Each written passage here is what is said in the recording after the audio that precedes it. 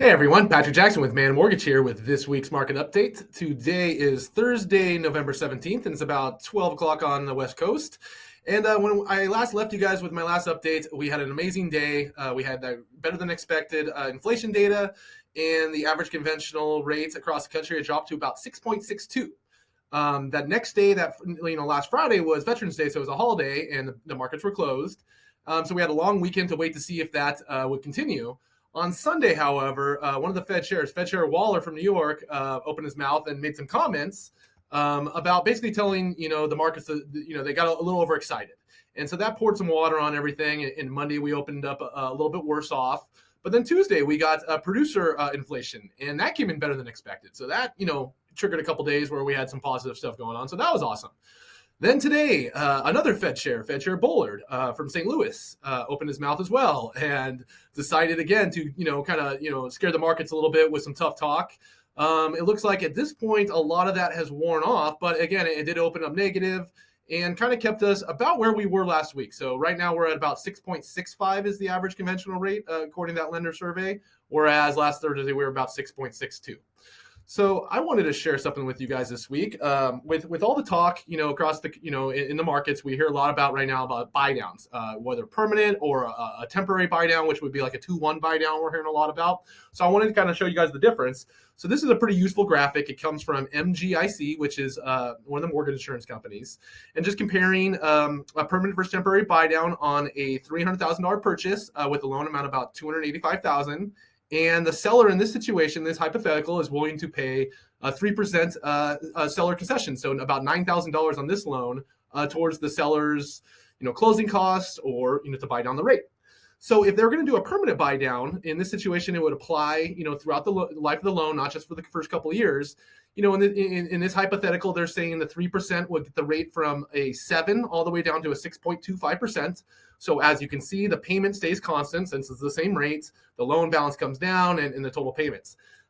So if we look at the temporary, the 2-1 buy down, so a 2-1 buy down, what happens is, let's say the rate is 7, you would get 5% the first year, 6% the second year, and from that point on, it would go to 7%. And then what they do is they charge you, the amount that's charged is the amount they're basically missing out on those payments. So the minus 2% the first year, how much, the difference in the payments, the 1529 compared to the 1896, and then the 1708 compared to the 1896. So they add that all together, and the cost to do this 2-1 buy down would be about $6,642. So they would have about $2,300 left over to throw towards other closing costs. But as you can see, the first year the payment $1,529, much better than $1,754. A second year goes up to 6.0 compared to 6.25, so 1708 to 1754, and then year 3 we hit 1896 compared to 1754, and from that point on it's going to be that rate. So basically, early on, it's better to do the temporary, and overall, it's going to be the permanent.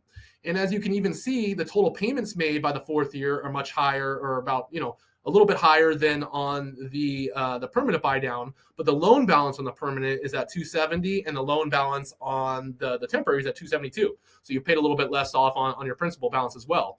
So, basically this comes down to each individual person, like everything, and what's going to fit their situation better.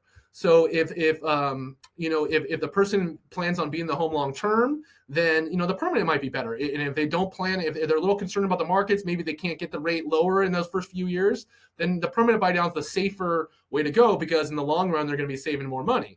Whereas if they want to be a little more aggressive, maybe they can do the temporary buy down, and that would lead to savings early on, and then maybe before year 2, hopefully if rates are lower, they can refi and never even hit this higher rate.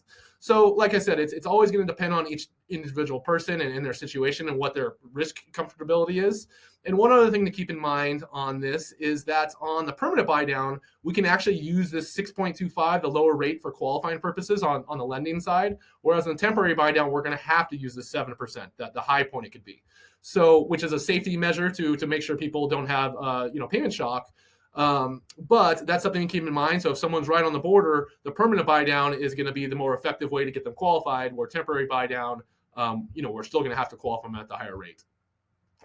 So that's all I had for you guys today. I hope everything's going well with everybody and getting ready for the holiday season. If anybody has any questions at all about the temporary buy downs compared to the permanent, or any loan product at all, please feel free to reach out. I'd be more than happy to help. Have a great day, everybody.